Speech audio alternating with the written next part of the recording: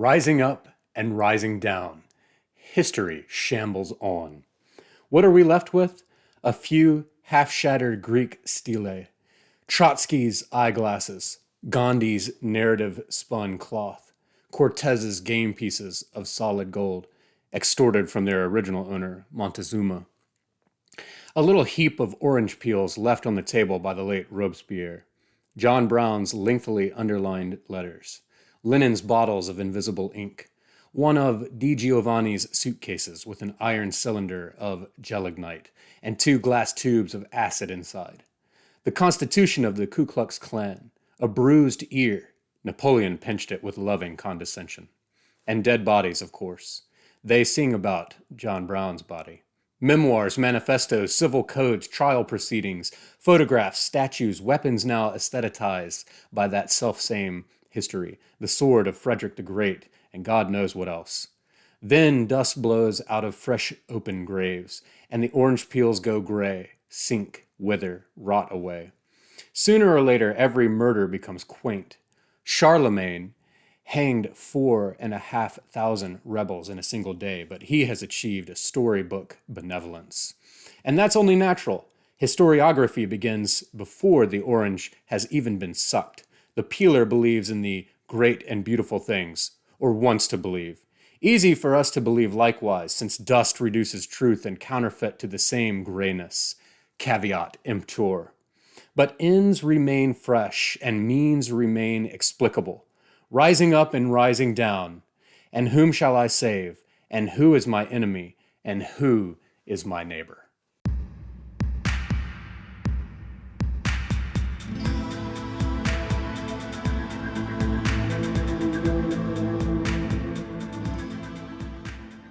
Hey everybody, thank you for watching Leaf by Leaf. Today we're talking about William T. Vollmann's 4,000-page, 7-volume essay, Rising Up and Rising Down. I'm very happy to finally own this unabridged copy. I've had the Echo single-volume abridged version for a while, and that one whet my appetite.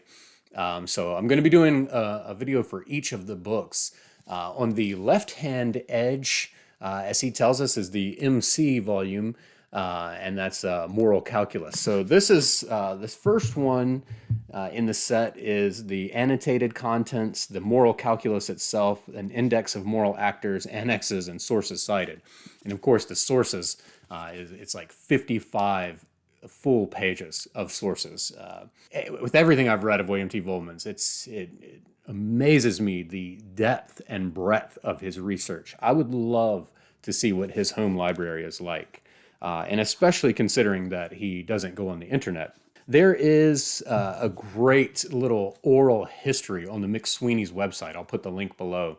You've got to read this, and it's just a lot of different people from the team, the designers, the copy editor, the general editor, the fact checkers, all these people that were involved to bring this book to life, because this is his magnum opus. This is the crowning achievement of his literary career. He wrote on it for 20 years. He says that it's sort of a supplement to the Afghanistan Picture Show and his first novel, You Bright and Risen Angels. But it is so much more than that. That's underplaying it.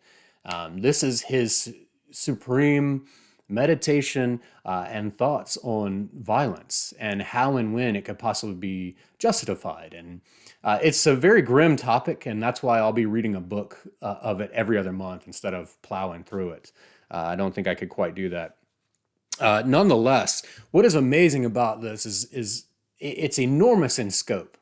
He basically wants to survey all of written history, including the emerging newspapers of the day. But you'll see just in the first volume that he has seemingly left no stone unturned. He goes through Suetonius and Procopius and Julius Caesar and anybody you can think of from recorded history. He is surveying them. So not only reading them closely and deeply, but engaging with them dialectically. But he doesn't just put it all out there for us, to consider. I mean, that is part of it. But he actually, and in this standalone resource volume, he actually does present this moral calculus for justifying violent means. And it's unbelievable. I mean, it's over 100 pages long, and this is just, you wouldn't want to just read through it unless you like to read law code books or something like that, because it reads very much like laws and the way that they're set out. So that it has these propositions and corollaries and so on.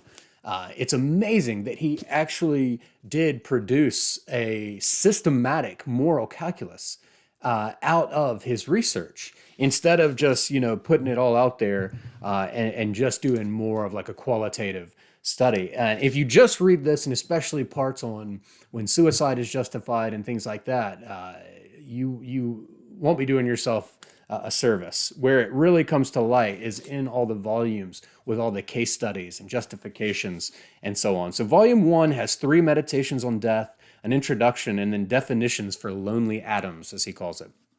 This is very much William T. Vollmann. It has all of the hallmarks of his style. He's got all of recorded history at his disposal and all of literature. So he brings in a lot of different literary texts as well.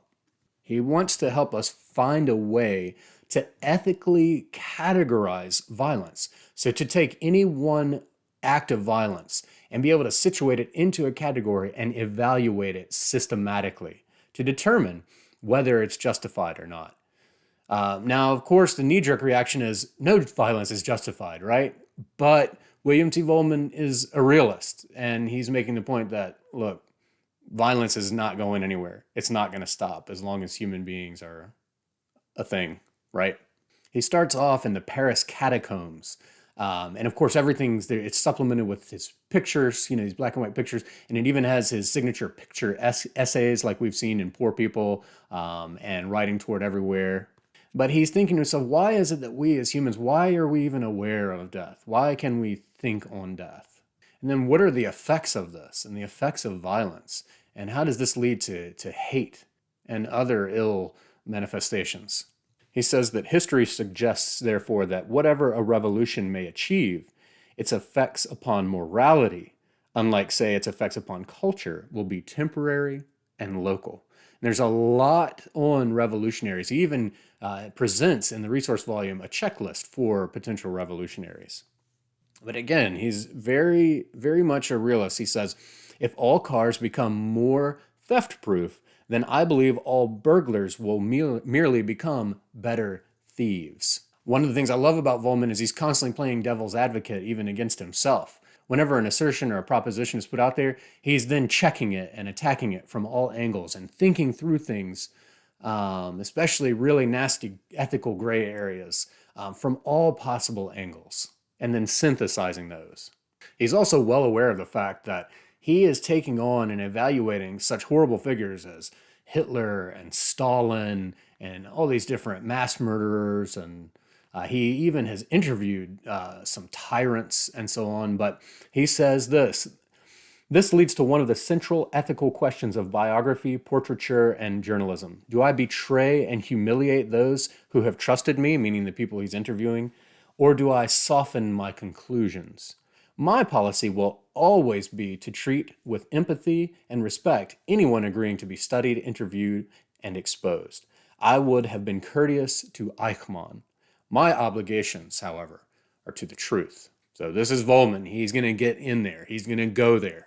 But there's also still a literary dimension to even his nonfiction, though it's clearly written in more of an academic style than say, his fictional works, which, we could debate how fictional his fictional works are. But anyway, he brings in this literary quality, and he talks about how it is precisely because local conditions of a given place have such an effect upon a person's outlook that they ought to be described. So he's justifying the fact that, hey, he's going to go into some vivid and maybe lengthy descriptions of place and setting. He muses on the aesthetics of weapons and talks about how a lot of people, it's just the beauty of how they're constructed. But he also does admit that part of the aesthetic quality is the power, the potential power these weapons do have, the mortal power, that is. or power of mortality, I should say. When only an elite possess weapons, the masses will be subject to active or potential tyranny. But when everyone owns weapons, then the climate becomes more prone to storms of undirected violence. Which is worse? It depends on the times. He gets in there and really touches on some critical hot buttons, but then goes to the root of it, such as nobody agrees who our common enemy is. Indeed, we are too often each other's enemies. And he's using Hindu-Muslim riots in India. He's using the protests from the dying out of communism in Poland, where stones and baseball bats were used respectively. So, I mean, you can take away guns, for example, but then the stones and bats are going to come out. Consider again the right of a government to draft somebody for military service. We have seen how an immediate tug of war develops between the right of the officer to order him into almost certain death in battle and the enlisted man's rights to survive. Which side is correct depends on whether the judge is Hobbes or Tolstoy. And again, in terms of ethicists and philosophers, no stone is unturned. He's bringing in Machiavelli and Plato and Aristotle. He's bringing in Hobbes. He's bringing in Tolstoy. In the midst of that, and Rousseau gave us the concept of the social contract, as did Hobbes, and Vollmann is getting in there and kind of pitting these two against each other, our human rights versus the social contract. And then he'll make his assertions, which go into the moral calculus, such as, that social contract is unjust, which can be unilaterally abrogated by the more powerful party. Based on my presuppositions about the rights of the self, my moral calculus advocates that suicide is permissible wherever uncoerced. And this is a great example, and he even tells you, see Moral Calculus 5.1.2. And this is a great example of keeping that resource volume handy for kind of pitting the calculus against the suppositions and case studies that led there, is where it really comes to life. He will tell you that the foundation of this book is the golden rule, and he'll come up with many different golden rules.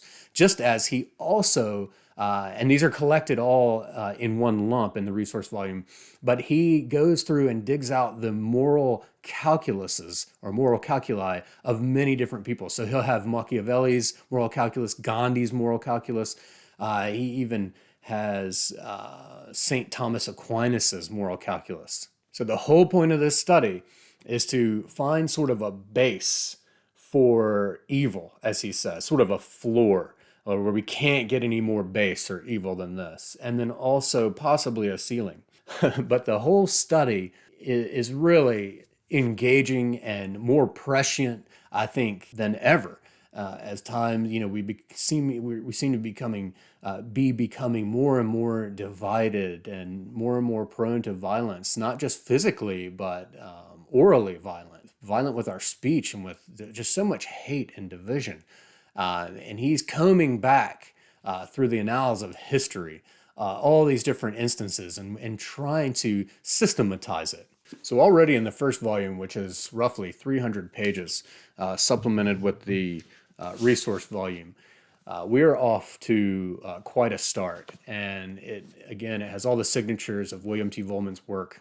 I don't know how he does it. I am really skeptical as to whether he's an actual human being or not.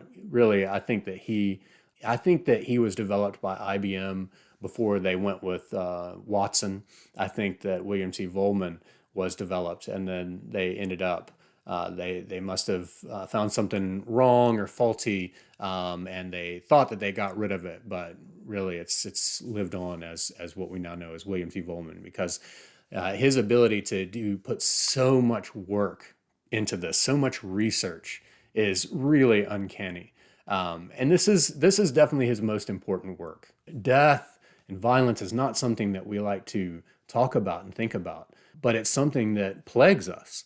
And he really gets in there with an archaeologist's tool set and starts chipping away and then putting everything in a museum for us to go and evaluate. And he puts it out there too that, look, this is faulty. His system, his calculus is flawed, and this is not supposed to be the final word.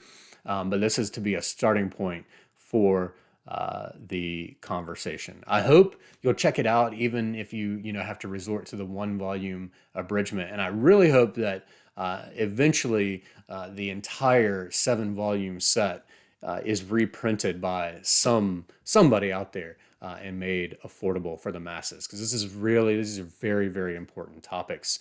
And it's also an area where there's so much to consider and study that we almost are at the mercy of someone like Vollmann giving us a leg up. And he has given us way more than a leg up.